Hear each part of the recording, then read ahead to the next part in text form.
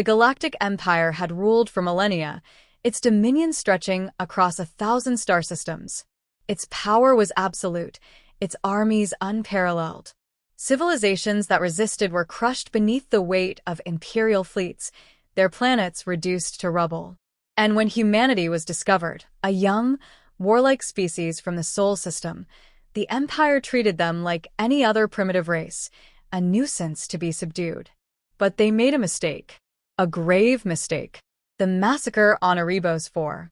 Erebos IV was a small human colony on the outer rim of imperial space, a lush green world settled by peaceful pioneers. Farmers, engineers, and scholars had built a quiet home there, far from the conflicts of the wider galaxy. Among them was a single family that lived in a modest home by the river, a mother, a father, and their 2 children. They were the family of General Alexander Graves, Supreme Commander of the Sol Defense Force. The Empire did not know this. To them, Erebos IV was an illegal human expansion, a settlement that had not paid tribute, a defiance that needed to be punished. And so, they sent an imperial detachment, a small but brutal force of enforcers, to make an example of the colony.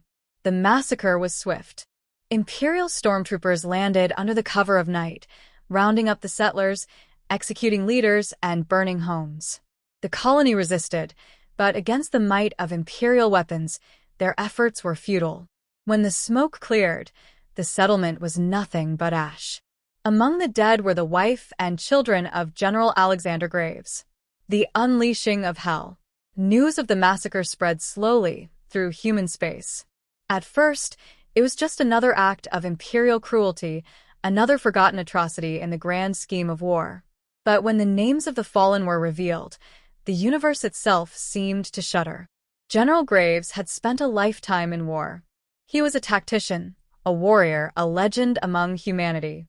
But above all, he had been a father and a husband. The moment he received the news, he went silent. His officers, his soldiers, even his closest friends saw something change in him. He did not rage. He did not curse. He simply stared at the holoscreen, his fists clenched so tightly that blood dripped from his palms. Then he turned to his staff and spoke one sentence. "Prepare the fleet. Leave nothing standing. The wrath of humanity." Humanity had always fought with restraint. Despite the Empire's oppression, they had played by the rules of war, hoping to prove their worth as an equal power rather than a threat. But those days were over. Within weeks, a storm like no other began. The Sol Armada, the most powerful fleet humanity had ever assembled, erupted from the void. Hundreds of ships, bristling with weapons never before seen, descended upon the Empire's outer colonies. The rules of engagement were simple: no survivors. Imperial garrisons were annihilated. Fleet after fleet burned in the void. Human soldiers, once disciplined warriors, became avengers of blood. No prisoners were taken. No negotiations were considered. Entire imperial planets fell to the flames, their cities reduced to nothing but glassed ruins. The Emperor, a being who had ruled for centuries, finally took notice.